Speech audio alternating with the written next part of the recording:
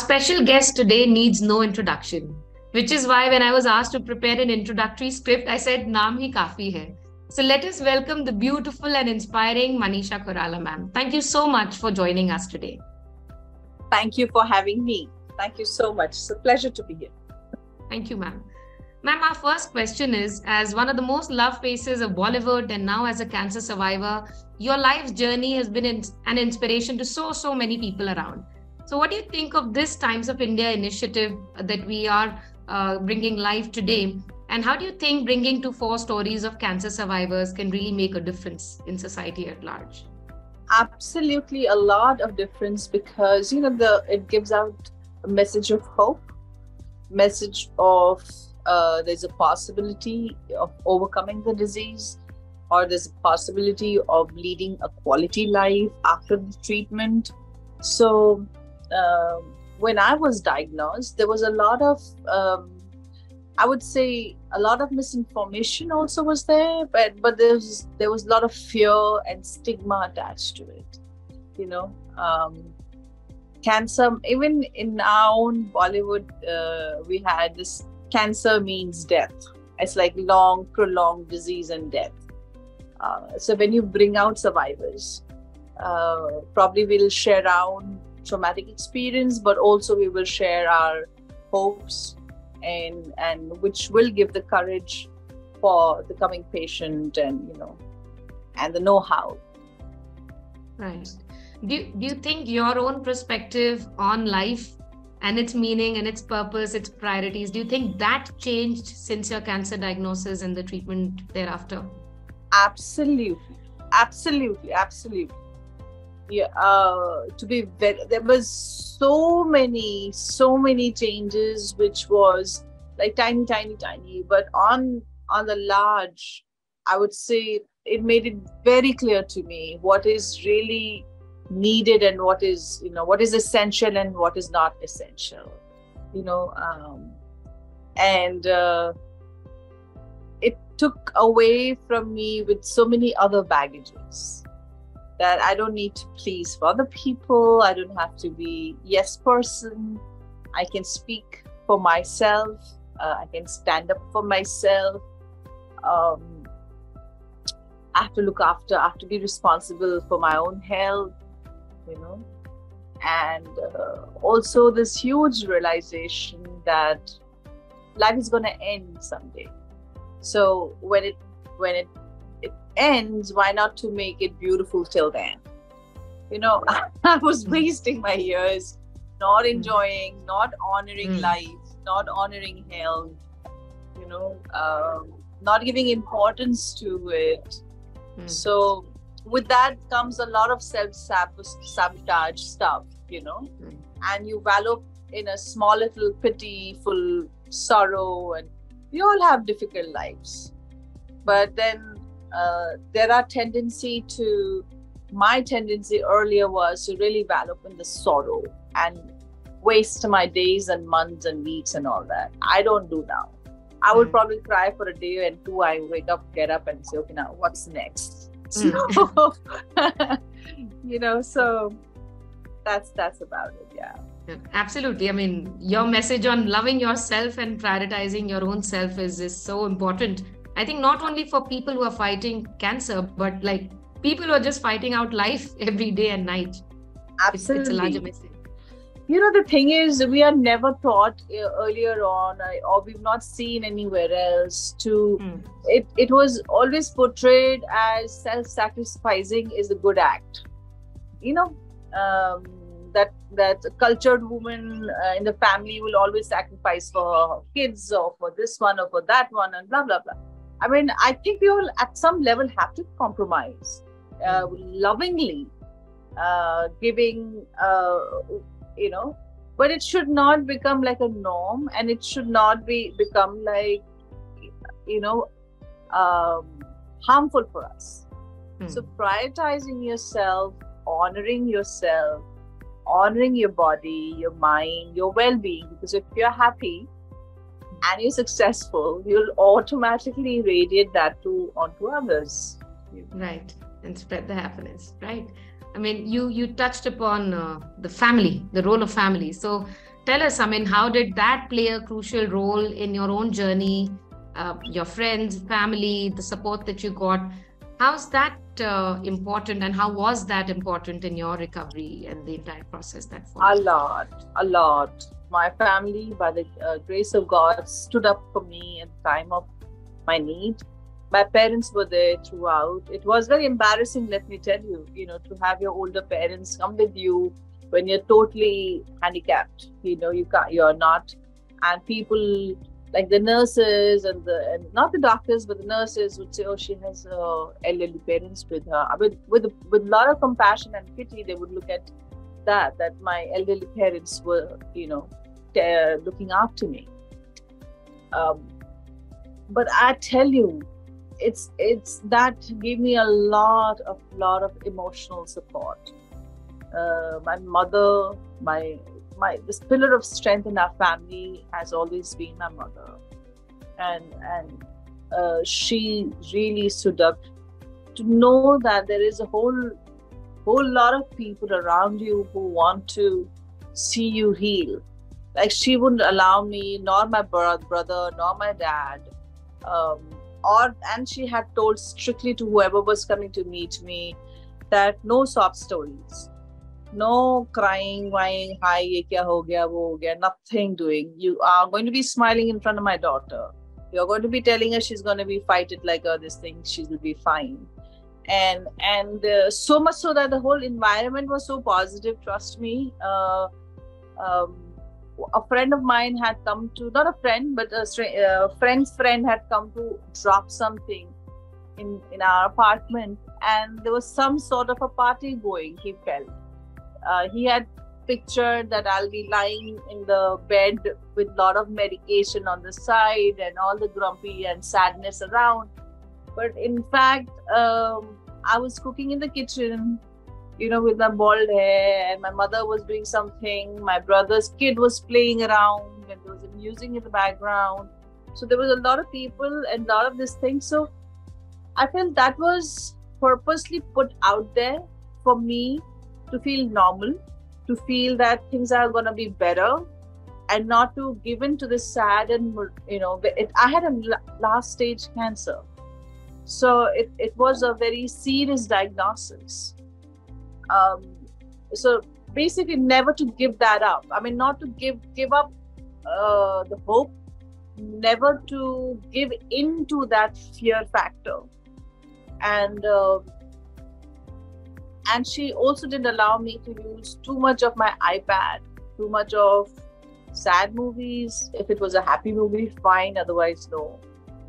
I mean, things like that, and my dad was constantly reading, Andrew Weil, which is a naturopath doctor who heals through the food, and so educating himself with nutrition and stuff like that. My mother was constantly with her doctor friends and her scientist friends. I think that has been a blessing for me. A family coming together and creating a happy, smiling face in front of me. Trust me, my mother used to cry, and I could hear her cry on my next room when she thought I was asleep, and I was not asleep. But I could hear her cry. But when she would come to me, she would come with a smiley face. So I just realized, so much of an effort they're making just for me. This is so touching, and the individual experiences and examples that you're sharing just brings that entire picture very, very live. Ms. Koirala, you're of course a very, very celebrated public figure. Do you think that's been an opportunity for you to raise awareness about cancer? I mean, literally, like growing up myself, like when I read that Manisha Koirala had cancer, that actually led me to read more and more about cancer itself. And I can share that example, as one example. But how do you think, I mean, one, what motivated you to inspire others to fight against this journey? And then what kind of stories do you hear of, change that you've brought about in people's lives? So I definitely feel the responsibility as a celebrity to talk about my struggle, and also at the end of the tunnel, there's a light to tell cancer patient or to tell people who've gone through any kind of other life-threatening, when people give up their hope, to say no. I mean, fight it till the end. You never know what's there for you. Last stage cancer diagnosis doesn't give hope too much to many people, even to doctors. By the way, my doctors they kept on getting surprises with me when I was insisting on being cured, and it's 10 years past, and I remember specifically when I was fighting for my doctor to tell me when will I get cured. 5 years, he said no. 10 years, he said, he was looking at me with bewildered eyes and saying, but I just felt, I mean, if I was lucky enough, I'll survive and stuff like that. But at the same time, my drive was there to somehow be cured. When I was diagnosed, there were not too many people out there speaking about it. I was hunting for stories. I was hunting to know how did they do it, what all did they do, where all did they go, and there's not enough information out there, So, Gina Chuna Ekadika Yuvraj Singh's thing was that he had flown to US. And I had heard some Sonia Gandhi ji also had flown to US, and one or two people. So that's how it struck me. Okay, if you're fine, I should probably go. And then I started reading books on people who've survived. There are a few books available. So when people write about it, when they tell their story of overcoming cancer, it really helps people. And it was helping me because I was part of this. So I made a promise to myself that if I ever get better, I will be out there helping out other people, in whatever ways I can. Right. Do you think, and I don't know what might be the answer for this question, do you think Bollywood has done enough to treat this subject sensitively and to, No. Yeah. I think there's a lot of misinformation in Bollywood films, and what happens is, I think we need to now start becoming more responsible of because that's also another kind of information. It's not only an entertainment, So unfortunately, when we filmmakers or part of the Bollywood people, we take it only as an entertainment, and we say, okay, this is how it's. But when people are in need, when they're in crisis, they look up to these things available, and they might get misguided. So I feel there should be a lot more research done, and the correct information should be put out there in any form of media. Right.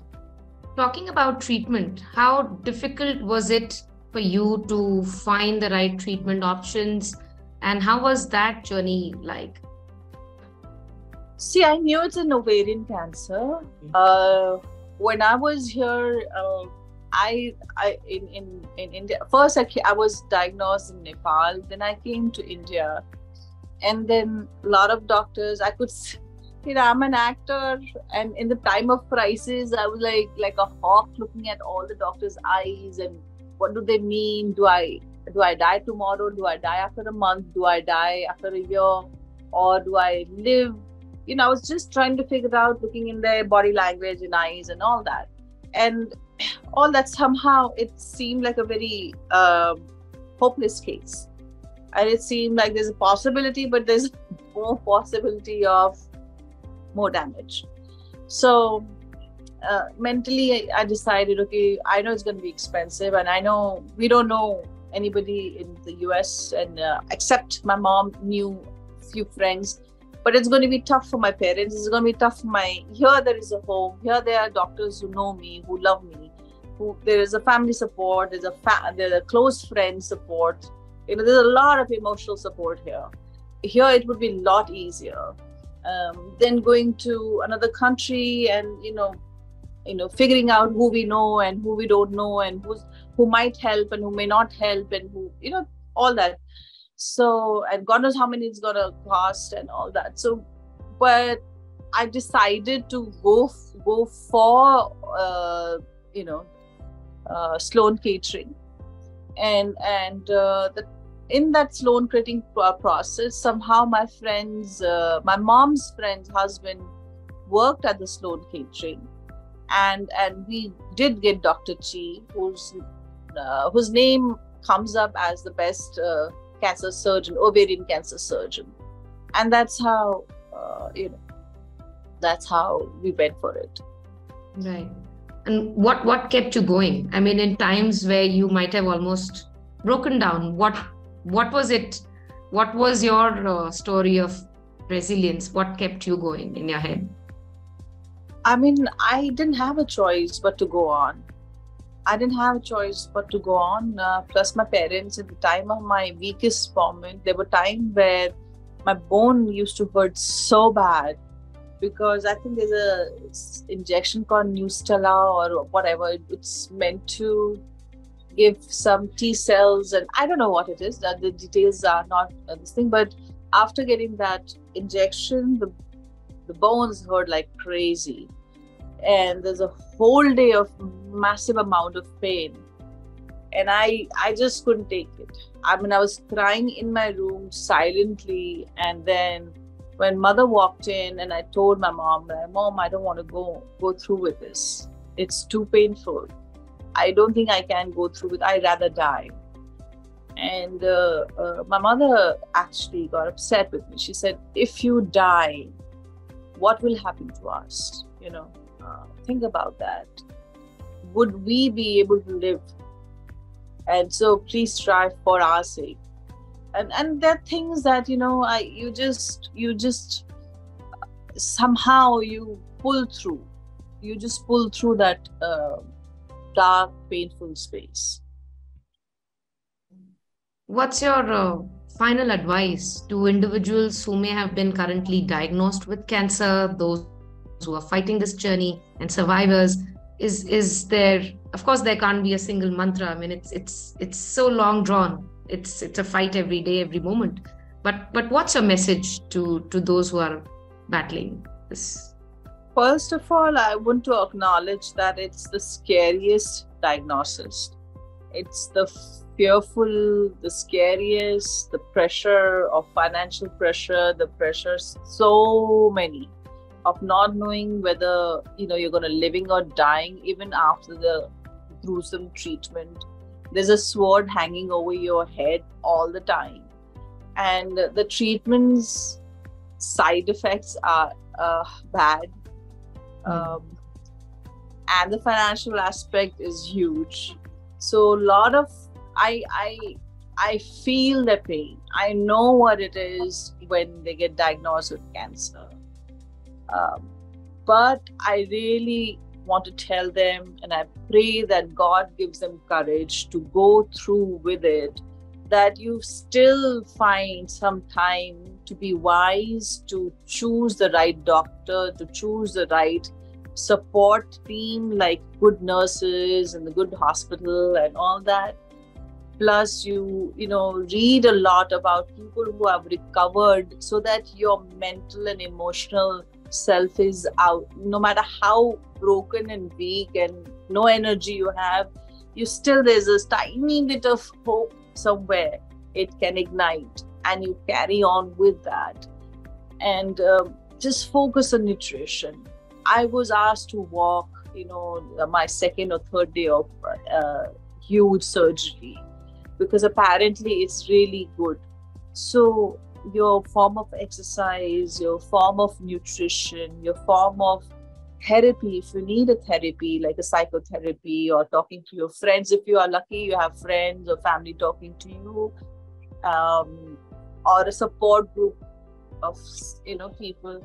Just figure out everything for yourself, and don't be shy to ask for help. A lot of people out there are compassionate, and they will come out and help you. You don't have to do it alone. And I pray and pray to God that you have friends and family to be there for you, and that your doctors are as compassionate to you as they were with me. So yeah, I tell you one thing, once this whole journey is through, you will come out as a fresh new person who survived death, who survived cancer. So you will value life a lot more. You will enjoy this life a lot more. So just wait for that time. Just keep that in your head when you're going through today's struggle. On that note of valuing life, thank you so much, ma'am, for your time. And most importantly, I think to all the viewers who are listening to this, and to people who are fighting out cancer, as ma'am said, there is hope and there is light at the end of the tunnel. Thank you so much, ma'am.